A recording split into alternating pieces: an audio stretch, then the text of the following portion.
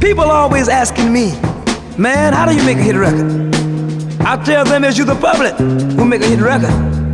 But here's what I do. I get a little beat. Come on.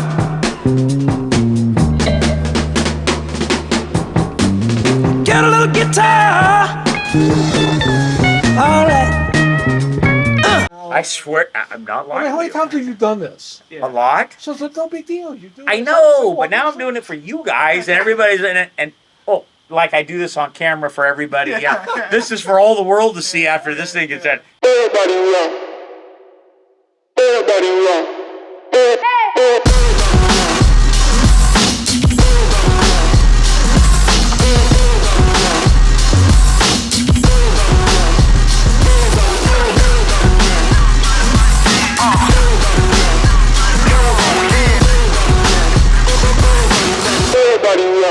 I kind of started in '86 myself. I literally had the McDonald's franchise.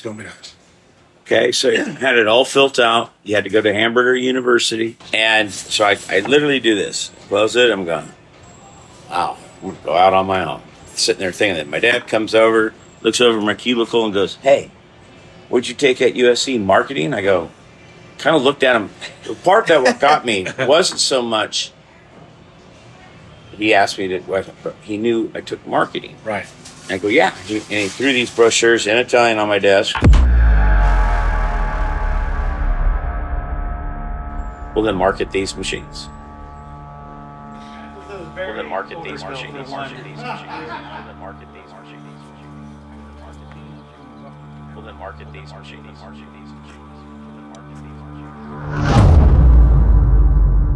How did I come up with this idea of table scraps? This idea is a few years old. This isn't just on a whim. And with all that we've done and all that we've done in the content creation world, I was trying to figure out how are we going to do this and not kill myself. We have to fingerprint, photograph, and take the license plate of everybody. And it came to me, hey, let's bring the people to Bakersfield. Everything. Take an imprint of their teeth too. Oh, hold up, wait a minute, who's that? Got the whole room looking at you, wanna know who they're looking at. Yeah. You're like me, second generation. Third. Your grandpa was in it. Well, I did not know that. I thought it was your dad who started. No, he got it off the ground, but my grandfather was like a rag man. He had a truck. I am a foodie, and I started cooking probably during college and after college, and I probably spent more of my money at the bar, so I realized I couldn't eat out all the time, and so we just started dabbling in cooking. And Who's that? Who's that? So I knew once I started doing steaks on LinkedIn and on my Instagram years ago, this is a bunch of years ago, I started getting text messages on Instagram and LinkedIn about, hey, love your steaks, check out my pasta. Hey, love your steaks, check out this dish I do. Hey, John Sacco, check out what I'm doing. And all of a sudden, you realize in our industry, there's this brotherhood of all of us that work every day in what we do, yet their passion is the same of mine, and that's food. Well, we're going to be doing a cooking show here later today. Now, are you Creole or Cajun? It's Creole. It's Creole. All right. Well, I don't know. Who's that? How long you been in this industry? 38 years. 38 years? Who's that? Who's that? I tell this to people all the time. When I first started going to industry meetings and meeting other people, look, I didn't have the last name of a Proler or an Adams or a Sacco, right? I mean, I wasn't second gen. My family didn't own anything in it, right? And so you immediately kind of felt like you wasn't part of that group. But as you get to know everybody and they get to know you, you get pulled in. And you realize that your passion for the industry is as much as that person that had DNA. You know, here we are in the recycled materials industry. It's gritty. It may come off looking dirty. People want to call us waste, want to call us junk. Yet we're an essential industry because without us, nothing gets made. And I'd be sitting at the table as like a 15-year-old unzipping the bag of cash. Looking up, I'm like, I'm gonna get hit over the head one of these days. If you have really nice trucks, you don't get pulled over by DOT. We make Sausage, broccoli, Orecchiette pasta. We're gonna use a little bit of broccoli from John Sacco. I say after the shrimp, we eat the shrimp. Yeah. Hold on, we're gonna go down and pick some wines out after we eat the shrimp. Then we'll all of us go downstairs. It's a mess, but we'll figure out some wine, and then we'll get into the pasta. Okay? Sounds perfect. It's probably when he got on Instagram, where like I saw the steaks that he was cooking and posting, and I commented on something he posted, and then he commented on something I posted, and then we started sending each other pictures of food back and forth. And then I collect wine and like wine. I enjoy like the story behind wine. He likes wine. His buddies that are out here in California like wine. So we started chatting more about it. And probably about 2 years ago, we started talking about this concept. Champagne producer, makes a Pinot Noir, and he only makes 3,000 bottles a year. Just 5. Like, all right, Michael, let's go harvest. You know, every day we go to work in yards that are not considered the cleanest environments, if you will. See, I love it like this. And then we cook it. We love roasting it in the oven. Yeah, it's really put a little salt, olive oil on it. And I like it when it gets a little crunchy on the flour. We go to work that way you might get your fingernails a little dirty or something. You might get dust on you. Now, are you the cook at the house all the time, or is your... No, we split it. I mean, I would say I cook a little bit more than my wife, but she loves to cook. So I would say during the week, she would probably cook more than me. Yet, at the end of the day, we have the same passion. We go home with food. We wanna prepare food. And look, my father's from Italy. My mother, she's from the heartland, from Oklahoma. And those two worlds meshed, and the worlds of food collided in my family, in the Sacco family. So I grew up with food. Food was something that we enjoyed, and we still do. And then I married into a family that owns a restaurant, and everybody in the family is an amazing cook. Yeah, that's right. Well, the semolina. Yeah. But this is this is not the semolina. That's not semolina. This is not the semolina, and this will be the double odd. Yeah, double zero. So they got a lot of these some really good olive oils, the different olive oils. So I'll run you real quick through the restaurant. So everything's up here. Smell the flavor. Look at that. Good morning, guys. Hey, good morning. Yeah, they do this on here. So, just cooking became something we all did together as a family. And why not come together as an industry, a group of people? Let's get together and cook together because we share a passion. And there's so many more of you out there, so many more of us out there that love food. Here you go. You're reading the wrong one. Well, no, 1, 2, ready, kick it. What do you guys think of the place so far? It's all right. It's okay. It's not that bad. It would do. The rocks were a little uneven on the drive-in. When I started posting steaks, I started getting messages and comments from friends of mine in the industry. You're not supposed to do that. LinkedIn's professional. Huh? Okay. Not everybody's working on Sundays, so why not throw a steak out there? But all I know is we're rocking and we're rolling. We got more food going than we can possibly consume. We got some pizza dough ready to rise. We got Andrew's short rib taco dish in the oven. He's making us some guac. Alton's next up with his barbecued shrimp. And Michael's kicking back waiting for the pasta time. So, time to marinate steaks. Let's have a good time. Good food, good friends. Yeah. Thanks for having me. The first dish was Alton. He was first up, and he had the New Orleans barbecue shrimp. And, you think barbecue, you think on a grill, you think, smoke and all this. Well, that's not how it was. This dish has so much flavor, and we did it inside the pizza oven. All right, so what's up next? We got Alton. Thank you so much. You're on stage. Done? Tell me about this dish.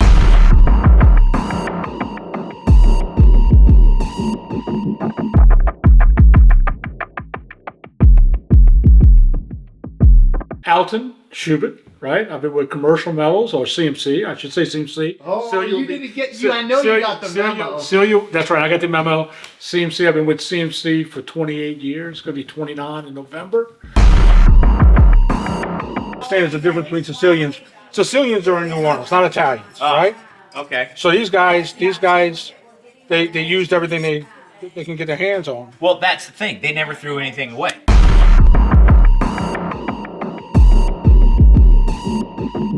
When John and I was talking, he said, "Well, you gonna cook?" And I said, "John, look, I can do the barbecue shrimp, or I can do crawfish etouffee."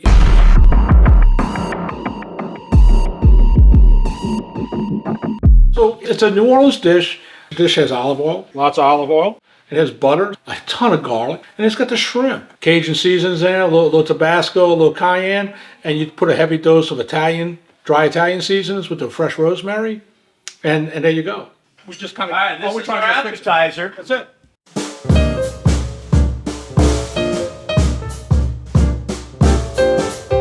I asked Alton, hey, you want one of these platters? Oh, hell no. Hell no. You eat it from the pan. Because what you're going to do is I love it. You get a little serving plate. You pull a few shrimp out, I got right? the serving and plates.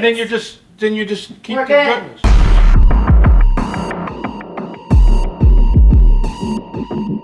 Honey, we can put that pan right in the oven, right? If it burns up, we'll get a new one. Exactly. It's all. I know a good metal recycling facility. Yeah. But I mean, the shrimp's going to take 20 to 30 minutes in here. Yeah. All right, so you got your timer? Yeah, I got it. All right. All right, go ahead. And the Worcestershire sauce. This is very Worcestershire forward, so you're not going to see me salt it. The Worcestershire is like I don't know. It's to me. I don't want to say it's vinegary, but it gives the same sensation as a vinegar. Snag a little bit of that there. Get a little bit there, David Chin. Oh yeah. You know.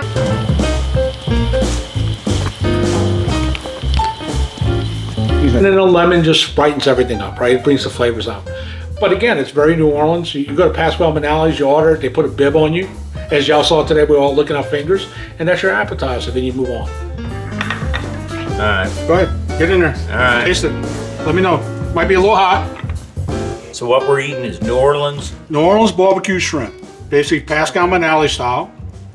It's a Sicilian Creole dish, mostly Creole, but it's at a Sicilian restaurant. And what's the difference between a Creole and a Cajun? Yeah. Creole has a little bit more African in it, and Italian, right? Because Creole is going to be a little bit more of what you got in New Orleans. Okay, but it's hot. Like get to the juice. Yeah. Just plain bread. There's just regular bread without oil on it. John, what's your first impression? When? The juice? well, the strategy of going first is I'm understanding it right now. Because I'm hungry. Look, it's butter, oil, garlic, John. Come on, huh? Oh, beautiful. You know? You said the sliced garlic is in there. Yeah. Oh, the sauce. Yeah. Well, the most dangerous thing is this bread and sauce. Yeah. Wow. Monica, come get you some. Well done, man. Right on, dude. All right. Well done there, all. Now, what do we do with these table scraps? Dude, look, if it didn't have I would almost think you could make a stock out of it. Actually. That's our first real break. Everyone look at put the cameras down, cut, take a break. 5-minute break. And sauce. Get some food.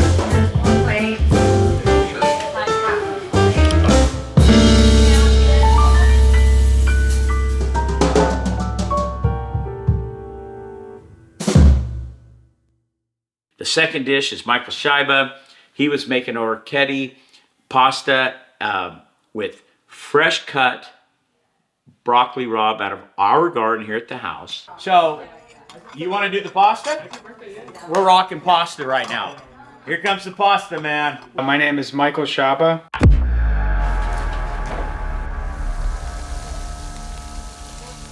Say hi to people. I'm the general manager of Allied Recycling Center scrap metal or metal recycling processing facility in Walpole, Massachusetts. I know 14 is not cutting it. Okay, tell us about the dish you picked. Why did you pick it? The pairings, what kind of went into it? And then again, let's talk about this dish. I decided to make Orecchiette with broccoli and sausage, a little bit of pecorino cheese. My wife cooks a lot during the week. Her mom was a huge cook. So I always like to cook for people. I was like the guy at the house in college with the 4 roommates making chicken parm for everyone. I decided to make it just because I wanted a veg. I knew that he was gonna make pizzas, so I didn't want something with a red sauce. And I knew that we were gonna be eating some cheese as like an appetizer. So I didn't want something that was super creamy.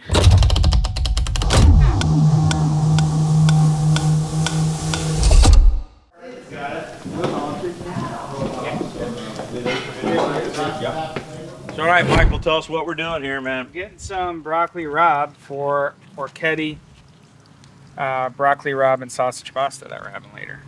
Timing couldn't be perfect with it from the garden. We'll get some of the leaves too. They're good, you know.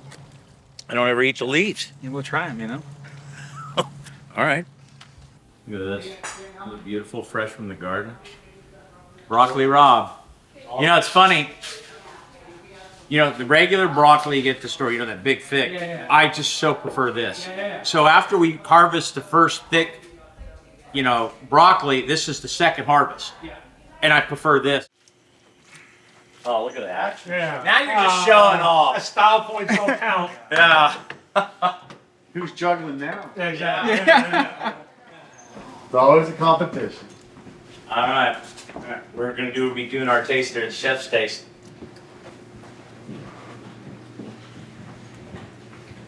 How we doing, Michael? Good.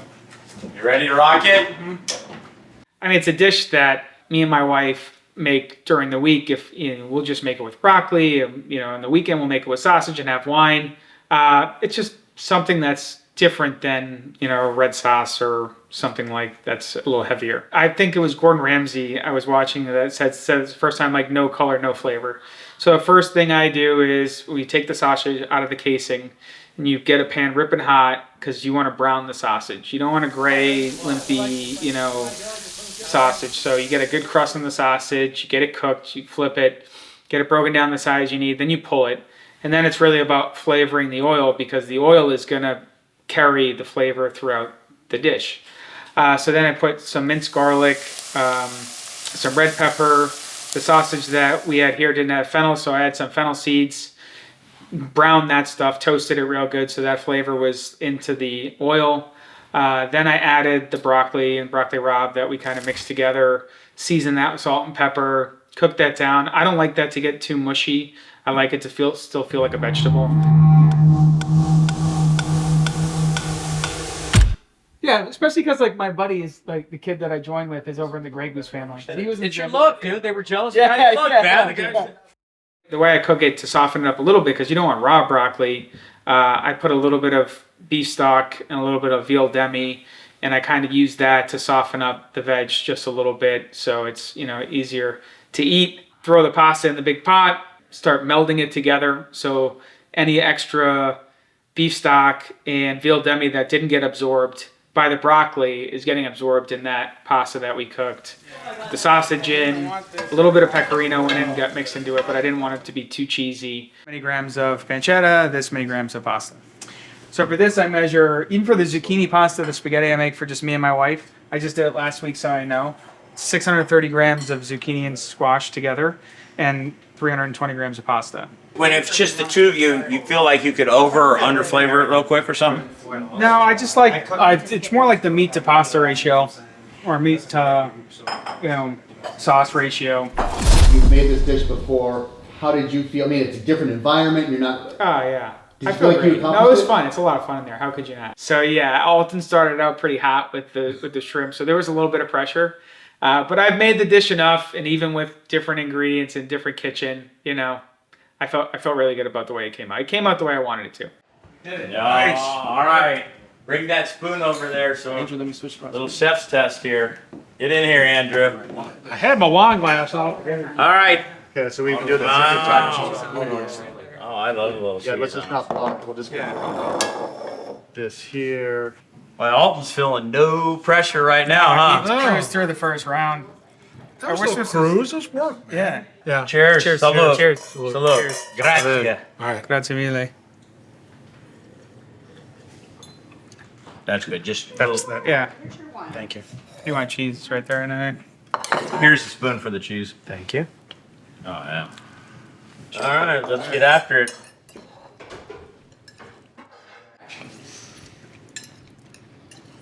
That is very good. Excellent.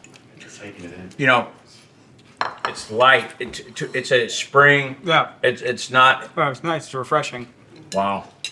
Yeah, this is a nice dish. Well done, chef. Thank you very much. Give it up.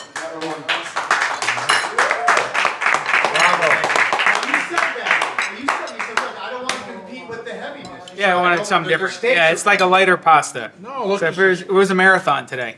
You know. Yeah. This one felt complex though. There's this reaction of it being simple and light. It is, yeah. But I gotta tell you, watching the setup though. No, everything's built.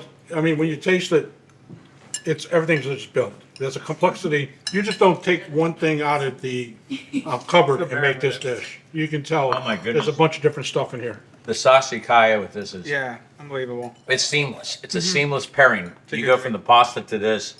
Well, I think everybody needs to get in here and dig in. Yeah, please do. Dig in. All right, that's it. That's it, done, everybody. Grill, let's eat, grill. Ladies first, Dan. Dude, the sausicaya. Yeah. He brings it all together, and we had a sausicaya wine with it. And sausicaya is one of the top wine producers in Italy. And I'm talking the most seamless pairing of wine and pasta that I've ever had. It was just beautiful. You like a lot of different kinds of wines. You've had some of the best wines in the world, but you always seem to have. This is your go-to. Tell me why. It's a blend. It's not a full-blown cab. And this goes good with meat, pasta dishes, and it's soft enough to go with a lot of different things, but big enough to go with a steak. So, and quite frankly, it's insignia. There's a reason this is considered, the 2002 was considered the wine of the year. It's just an amazing wine.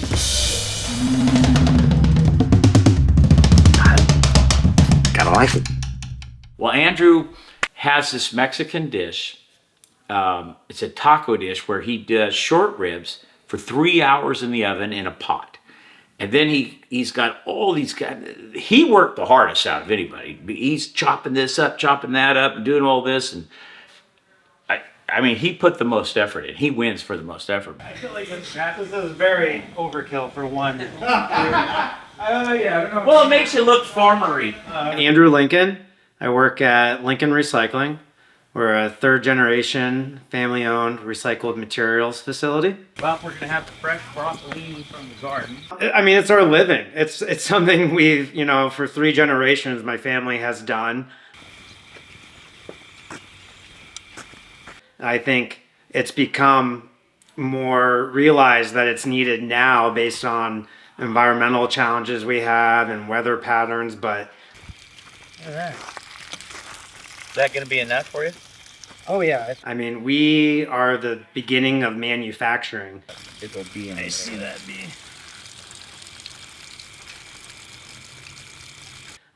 Without us, you wouldn't have the ability to make tools we work with every day. Now this basket's appropriately. Yeah. To knives that we're cutting with today that are made out of stainless. I feel like what we're doing is making the world cleaner. There we go. Man, that's how you harvest cabbage. We'll see. We'll find out later.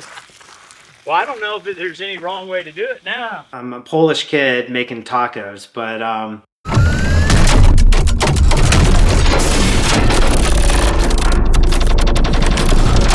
it's a shredded beef taco, almost like a barbacoa, and using short ribs. So is this like a Pittsburgh version of this?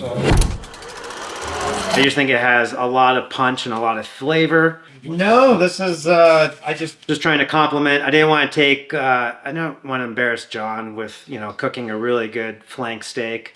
I picked it up from a recipe from a magazine I subscribed to, and I've changed it a little bit. What magazine is that? America's Test Kitchen. I call it barbacoa, but it's more of a, I'm gonna murder it. It's a deshabra, like a beef taco. Deshebrada. That's it. All right, deshebrada. So I'll make sure I nail that right when you guys are biting into it. Quite a contraption you got here. Yeah. My wife likes to make fun of me. She goes, if it doesn't have like 27 ingredients, Andrew's not making it. I'm like, Well, here's my ingredients: salt, pepper, garlic powder, olive oil. Done. So, yeah. I'm impressed how just beautifully thin he slices this stuff. It's better. So this is what's going on top of the taco. This is going on top of the taco to cut the fattiness of the beef. It's exciting for me to be able to kind of, you know, do some big, bold flavors. So I hope you guys will like it.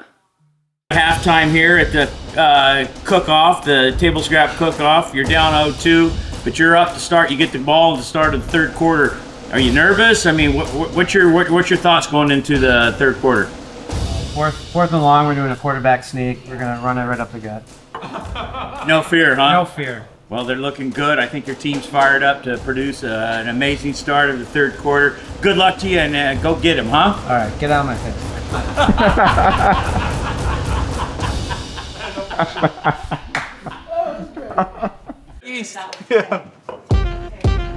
So thanks to Vanessa, I can now pronounce this dish because it's deshebrada. But the gringo, it's just a short rib beef taco, shredded beef. Effort level is often. You win the effort contest. All right. So you gotta do a taco cheer.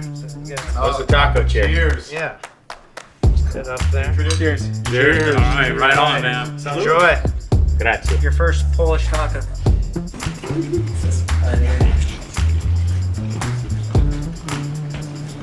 The slaw is just absolutely Fantastic, yeah. beautiful. Cuts right through it. Oh my god. Taste the cinnamon. I'll tell you what, I'm happy I don't have to do steak now. Because this is pretty damn good.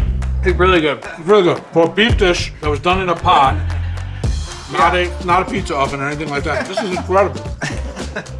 Excellent. Well done. What is called quits now, John? And I am just Yeah, I'm done. I surrender. Where's my white flag? No. Somebody give me a white flag. I'm done. Wow. And with this hot sauce, are you kidding? It really. Hey, cheers to Andrew. Let's give it up to Andrew, man. Get it, Andrew. That is tremendous. All right, get Wow. in there, guys. You guys get it. Wow. Here comes the anchor. John Sacco. have a break, everybody. Let's stand for line. Wow. Sorry, Bob. Keep it authentic.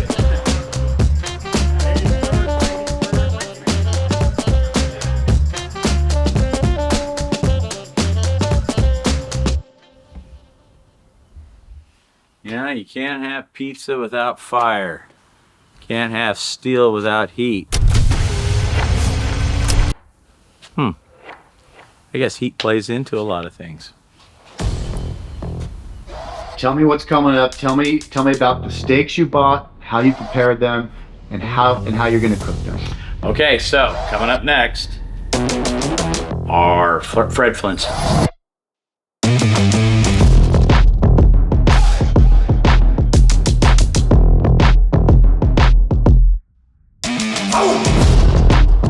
It's this 3-inch cut Porterhouse steak, which is half New York and half filet. I mean, they're beautiful, they're huge, they're monstrous.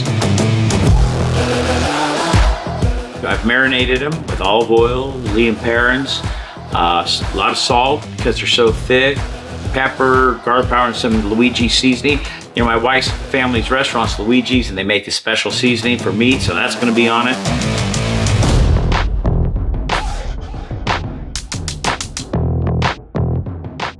The bottom line is, when you go to a restaurant, to me, and you get a steak thick, they don't put salt. You don't see?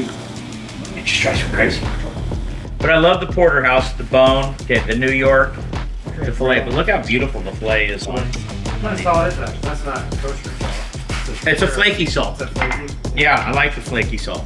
It's been marinated, has fresh rosemary from the garden on top. We're gonna put it in the pizza oven about 650 degrees.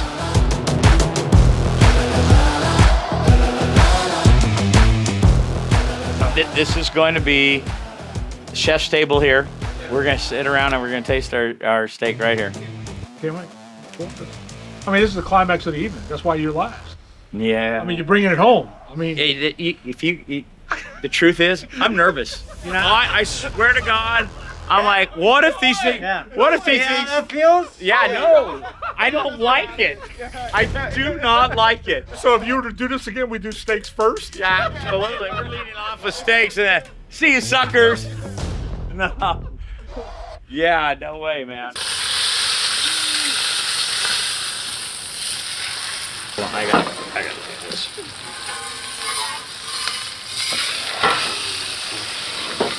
Come to me, baby.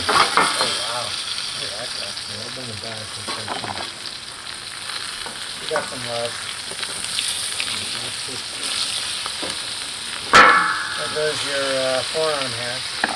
Yeah, oh yeah.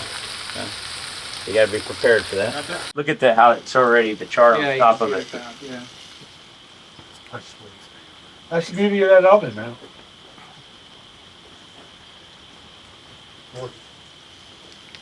Hope it tastes as good as it looks.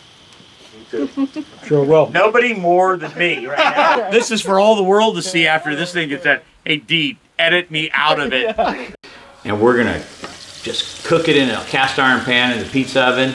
And we're gonna pull it out. We're not gonna let the steak rest. We're gonna cut it and we're gonna eat it. And I know it's gonna be a rockin' dish because who doesn't love a good steak? That char, man, it is just.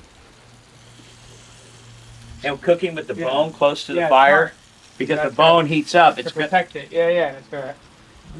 Make sure they even cook. Slowly cook it. Possibly even cook it. I don't think it's gonna. Look, it's gonna be blood rare in the middle of this thing when we pull it down. Yeah. When we start cutting into this, but here's the thing: I'm telling you, You don't let it rest.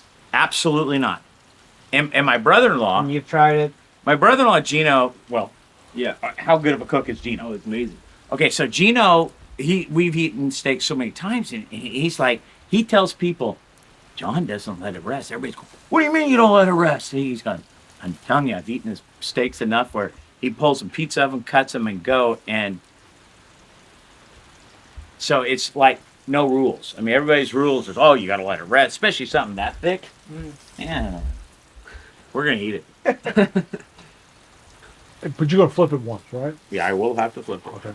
Okay, there's Oh, you 5 got minutes. 5 minutes. Yeah. All right, Monica, we're ready. We're ready to steak taste. Okay. That's quite bad.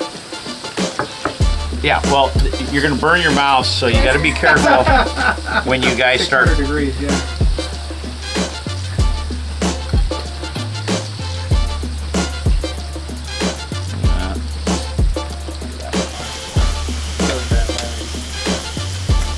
So,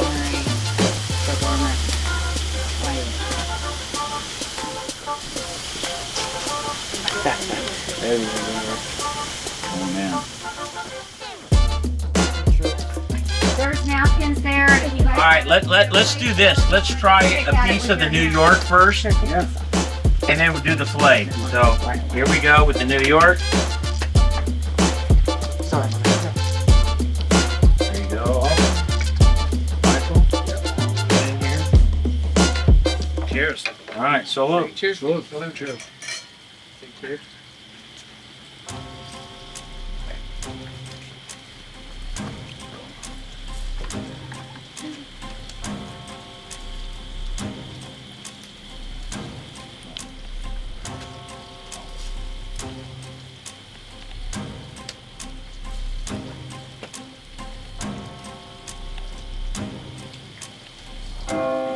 Good. Really good. Grab a filet now.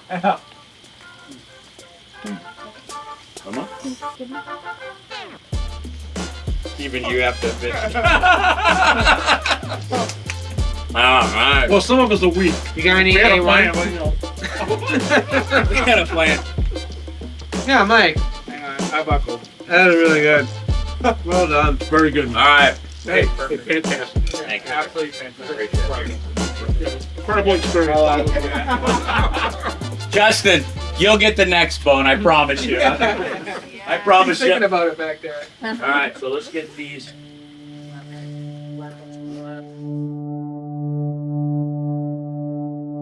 And then for dessert, we're gonna have pizza.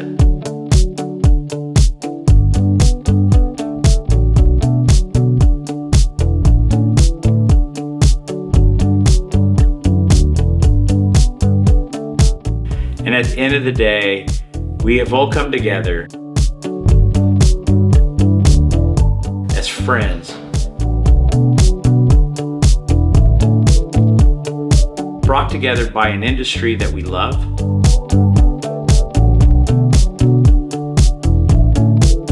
and brought together by a passion of food that we all have. And it's really kind of special, and I'm hoping people see that our industry, we're human too. We have a lot of passion for a lot of things other than work and other than what we do. And yeah, it's just a great story. Yeah, you need a lot. Thank you, Monica. Monica, thank you. Thank you, Monica. How do you say in Italian, and this is table scraps? And questo è il rotami della tavola.